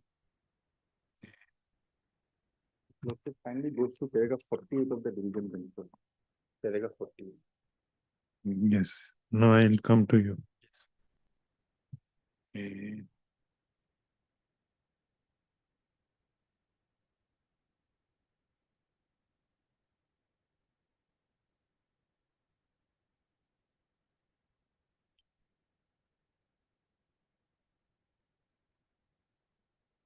Okay, anything else? Was. So my entire case is that lordship that if it is during investigation that it was the investigation was handed over to the National Investigating Agency. Where Madras High Court erred in holding that Bikramjit, where it erred? Because lordship Bikramjit nowhere says that NIA Act will be applicable lordship whenever any act is committed lordship. That it held that only special court will have jurisdiction. That I am not disputing because the act itself says lordship. So Okay, that magistrate have no jurisdiction. That issue was deciding by the Bikramjit. so if this issue is decided in your favor, you will get bail. Lordship. The parity is there. Okay. Yes. You have already made your submission. Just, Anything to reply? just clarification, Lordship, one or two. Is, Yes, I understand. how will you counter that unless there is a transfer of investigation under section 7 is, unless section 7 is taken recourse to, appeal would not lie under 21. That is his crux. If the investigation is done by the state agency, then bail will lie under 483. And the Madras High Court erred in misreading the judgment of the apex court in Vikramjit. That is his submission. In my respectful submission. Only answer to these limited issues. Lordship, the section 10 of the NIA Act, Lordship, that overrides everything, Lordship. In the instance, no steps has been taken, Lordship. The investigation has not been taken act by the NIA or anything, Lordship. Section 10 overrides everything, Lordship. And in that support, Lordship, I place in the full bench judgment, Lordship.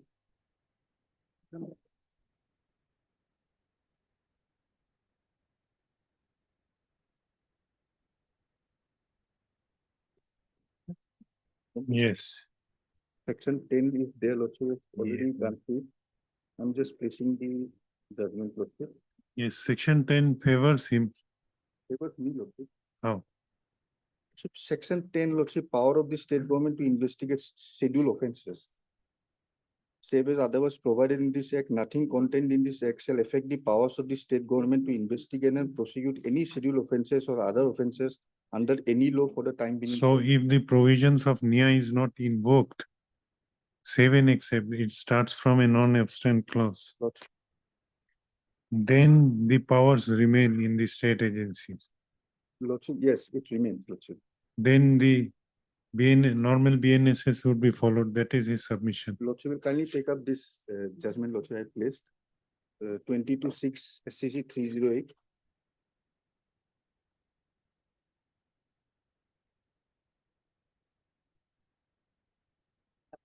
I will just skip the, I'll come to the directly to the relevant. Okay. Page, Lordship, 322 C, provisions of NIA Act. You will find it.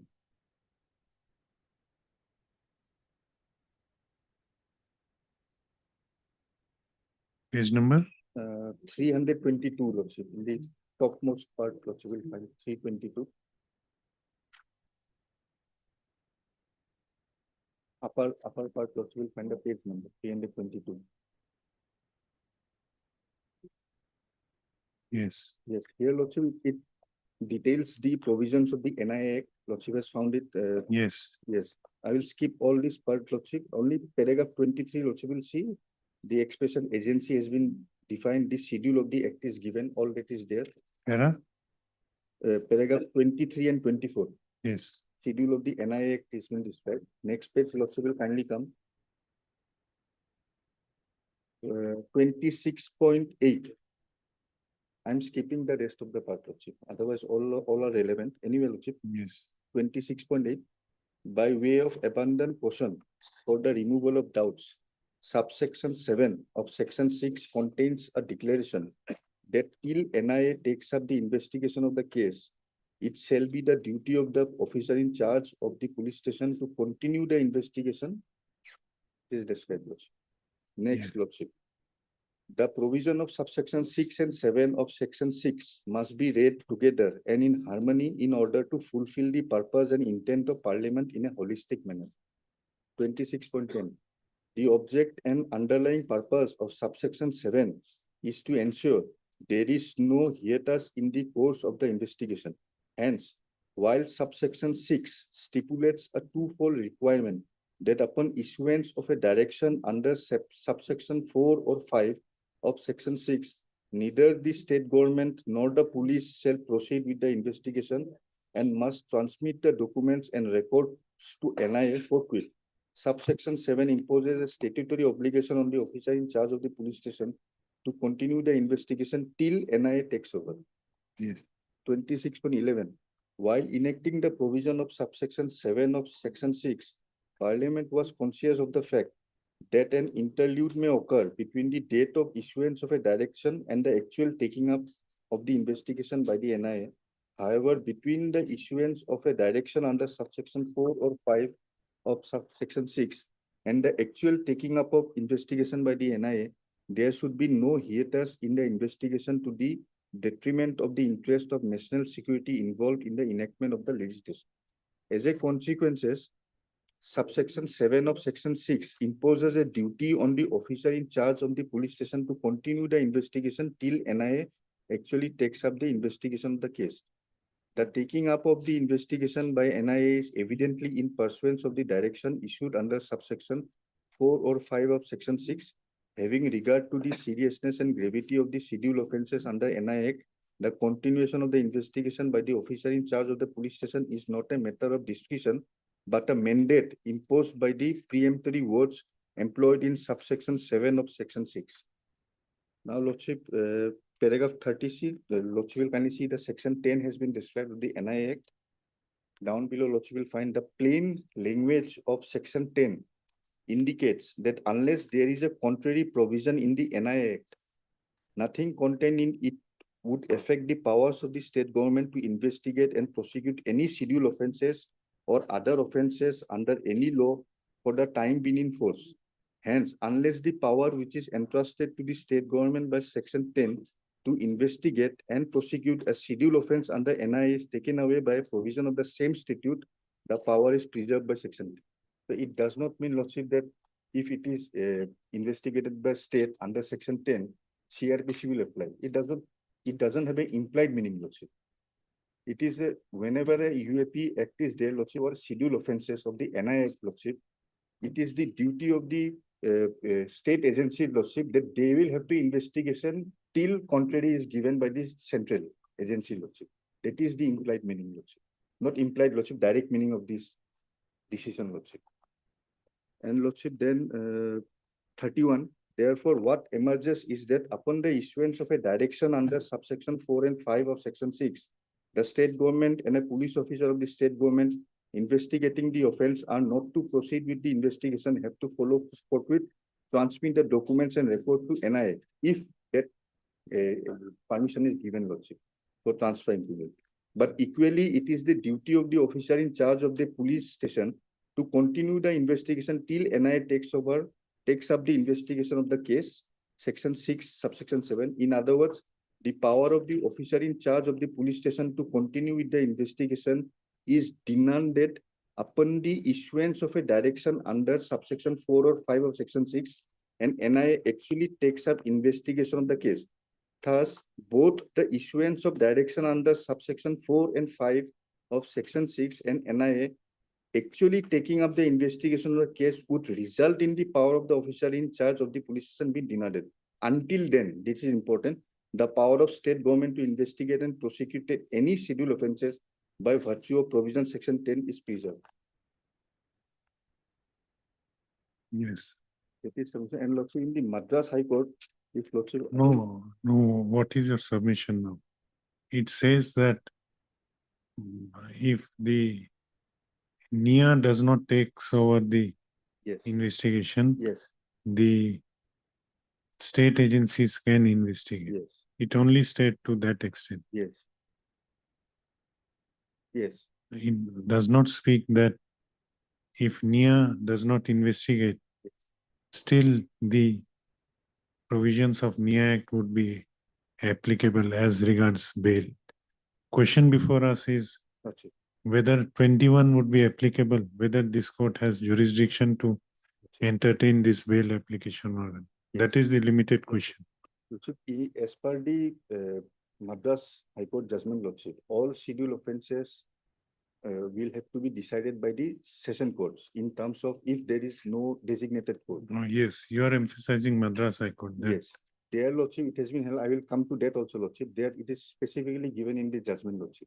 And it draws strength from the Bikramji judgment, Lordship, where it is specifically stated, Lordship, when the NIA court is missing, Lordship, the fallback is upon the court of session, irrespective of the fact whether it is investigated by the NIA or the state police, Lordship. That is the clear finding, Lordship, that has been incorporated in the full bench of the Madras High Court itself, Lordship. If Lordship again comes to the Madras High Court, the question in reference, Lordship, in the full bench was, Lordship, whether an application against the, Lordship is taking up the Madras. Yes. First question itself, Lordship, Okay, no, Madras High Court you have submitted that yes, it is on the point yes, before us. yes. Now, whether Madras High Court should be followed or the practice which is now being followed should continue. In my respectful submission, Madras High Court derives its authority from the judgment rendered in Bikramjit Singh, Lordship. But Vikramjit, where Vikramjit says that in Vikramjit's case, Lordship, this question was not before the no, the question was all. whether sessions judges have Yes. power to Yes, try NIA cases or not. yes, That was the question and that was answered. yes, His submission is what I have understood, that Madras High Court went wrong in quoting Vikramjit in coming to a finding that section 21 is applicable even if the case is investigated by state agencies. Lordship, there are other Good. high courts also who have followed that mandate itself, Lordship, the Bikramjit mandate as well as the mandate which directly states, Lordship, that once the session court assumes the power of the designated court, then the NIA schedule offense, it has to operate under the schedule 4 of the NIA Act. Hence, Lordship, 21(4) will come, Lordship. That is the mandate of the other high courts as well, Lordship. So I'm, at least, Lordship, it has a persuasive value, Lordship, because it is, it Okay. comes from a Madras High Court judgment. And also, Lordship, in this Bikramjit Singh case also, Lordship, 22, Lordship has already gone through. 23 also, Lordship will see. It will be seen that the aforesaid notification, the notification in respect of Assam state government has been given to your Lordship. It will be seen that the aforesaid notification has been issued under section 22(1) of the NIA Act. What is important to note is that under 22(2), Roman 2, reference to the central agency in section 13(1) is to be construed as a reference to the investigation agency of the state government, namely the state police in this case. Thereafter, what is important to note is that notwithstanding anything contained in the Act, the jurisdiction conferred on a special court shall, until a special court is designated by the state government, be exercised only by the Court of Session of the Division in which such offences has been committed by subsection 3 of subsection 22 and by subsection 4 of section 22 on and from the date on which the special court is designated by the state government. The trial of any offence investigated by the state government under the provisions of NIA Act shall stand transferred to that court on from the date on which it is designated. Section 13(1) of the NIA Act, which again begins with a non-obstancy clause, which is notwithstanding anything contained in the code, read with section 22(2) Roman 2 states that every schedule offence that is investigated by the investigation agency of the state government is to be tried exclusively by the special court within whose local jurisdiction it was committed. Okay. Lordship. The division bench judgment, Lordship, our High Court division bench judgment, Lordship. Paragraph 48, Lordship, I had earlier referred to, Lordship, I could not read it. Though it refers to the special courts, Lordship, but it is relevant, Lordship. Paragraph 48.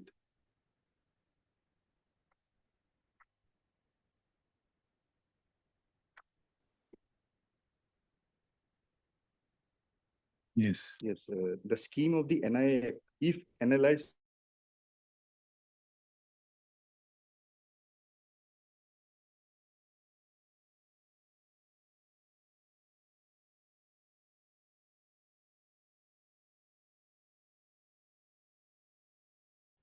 in other words, without having applied for bail and the prayer for bail having been disallowed by the special court, a person who is accused of having committed schedule of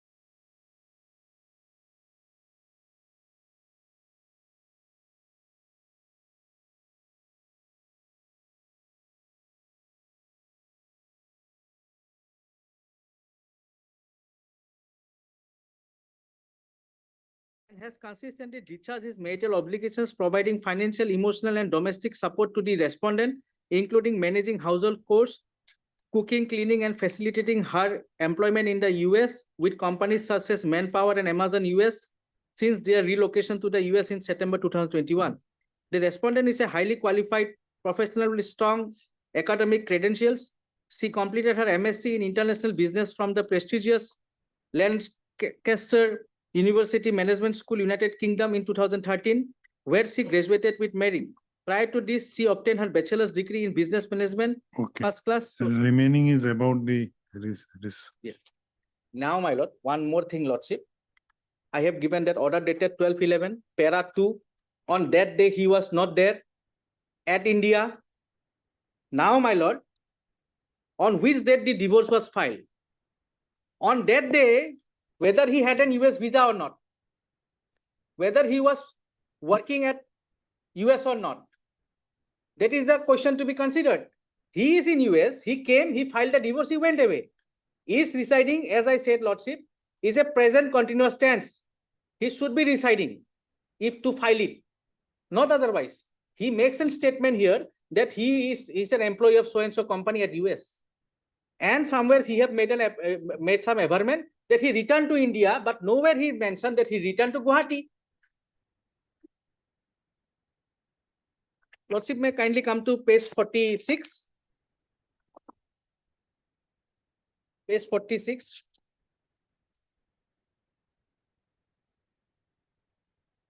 From above 1, 2, 3, 4, 5, 6, 7, 8 line, lordship.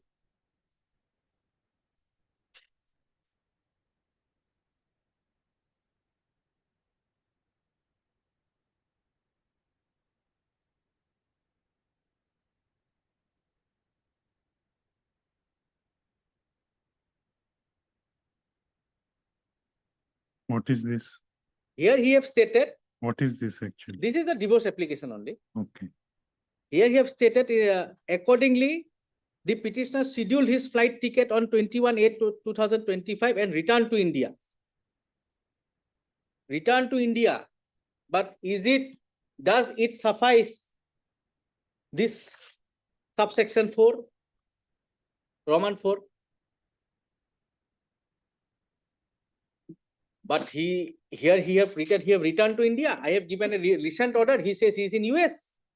Lordship will kindly. So I'll come to you. So lordship is residing. So your submission is that the court at Guwahati does not have jurisdiction Yes. in terms of section 30, 31, 31, 4. subsection 1, subclause Roman 4. Okay. And otherwise it will be difficult for you to come to Guwahati from Dibrugarh. Yes. Is she in Dibrugarh? No, that is not material. The first point of mine is that. Assuming that she is not, she is in USA. You have to What is satisfy. the is deciding? Yes, lordship. If he only oral submission won't do, I can put in an affidavit. I have told on the last occasion also, lordship, and presently now he's in Indonesia, Philippines. He's in a holiday, lordship. Now that doesn't mean that he's not staying in Guwahati, lordship. Lordship, it is an American company. I have stated he has taken transfer from America to India. No, Miss Parveen. It is your own averment in the divorce petition. Yes. That where you stay. I said I have come back to India, lordship. I have filed it here in.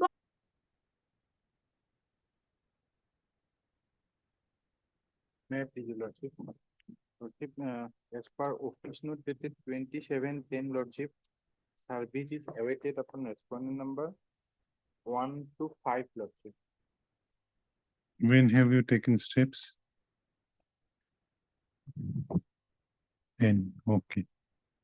Okay, heard Mr. What is your name? E. Sharma, lordship. P. Sharma, learned counsel for the petitioner. From office note, on perusal of office note dated 27/10/2025, it appears that the notices issued to respondent number 6 and 7 have returned with without service with an endorsement addressee left RTS. Whereas in respect of other respondents, the service report is still awaited. In view of the above, the petitioner is directed to take fresh steps for issuance of notice upon respondent number 6 and 7 by speed post as well as by usual mode within 7 days from the date of this order, returnable on 20th of January. The registry is also directed to place the postal track consignment report in respect of notices issued to other respondents, namely respondent number 1 to 5, on the next date fixed, list accordingly.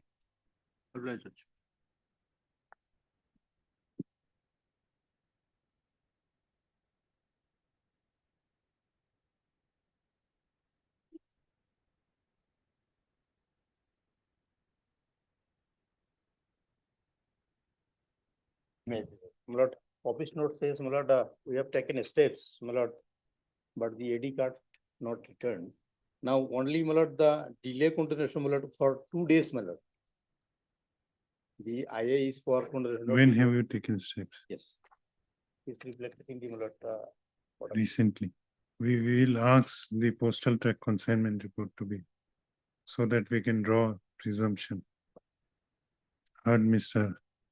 S.S. Ahmed, MU. sorry, M.U. Mandal, learned counsel for the applicant. The office note dated 24/11/2025 shows that the notices issued to the respondent has not yet returned. Stop.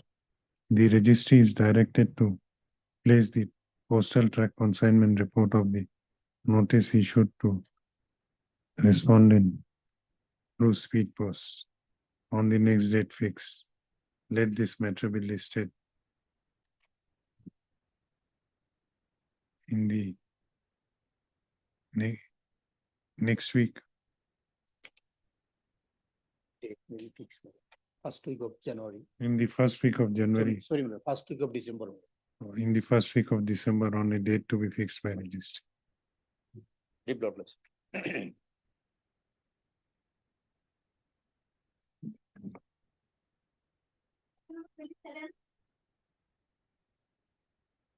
May it please your lordship, that this I has been filed by the applicant for allowing the applicant to withdraw 50% of the awarded amount already deposited. No, No objection. Heard Mr. P. Bordole, learned counsel for the applicant slash claimant. Also heard Mr. R. Sharma, learned counsel for respondent slash insurance company. This interlocutory application has been filed by the applicant claimant, praying for allowing the applicant to withdraw the 50% of the awarded amount deposited by the appellant insurance company in pursuant to the order dated 27/11/2019, passed in IA Civil number 3900/2019, arising in connection with the MAC Appeal number 614/2019. The learned counsel for the insurance company does not have any objection to the prayer made by the learned counsel for the applicant, and same is allowed. Registry is directed to disburse the 50% of the amount deposited by the insurance company within bracket 50% of the awarded amount, bracket close, before the registry in pursuant to the aforesaid order to the claimants after proper verification. To the claimant after proper verification. This interlocutory application is accordingly disposed of. Obligation. Nalagi.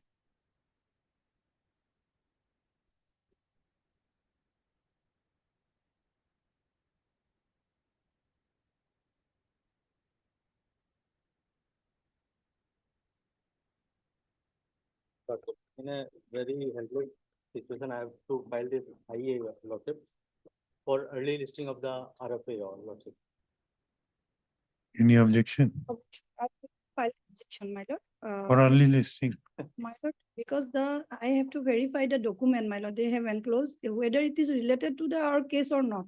Have to receive instruction also, because it's a departmental case, my lord. So we need some time to verify and we will file our objection. Not objection, you may respond if required. Okay, okay. Heard Mr. K. Jain, learned counsel for the applicant. Also heard Miss M. M. Das, learned government advocate, PWD standing council, my lord. learned standing counsel, PWD appearing for all the respondents. This interlocutory application has been filed by the applicant praying for early listing of regular first appeal number 5/2025 and for expeditious hearing of the said appeal. Learned standing counsel appearing for the state respondent prays for some time to respond to the prayer made by the applicant after taking necessary instructions in this regard. She also seek leave to file a written objection if so required. The prayer is allowed. Let this matter be listed in the first week of when? Second week of December. In this. Second, we will. Late lordship, already on. take- Because the first week, because this is a prayer for only listing will be done Yes. I will have to take instruction and verify also, so. first week. In the first, no, first week of December on a date to be fixed by registry. Deeply obliged.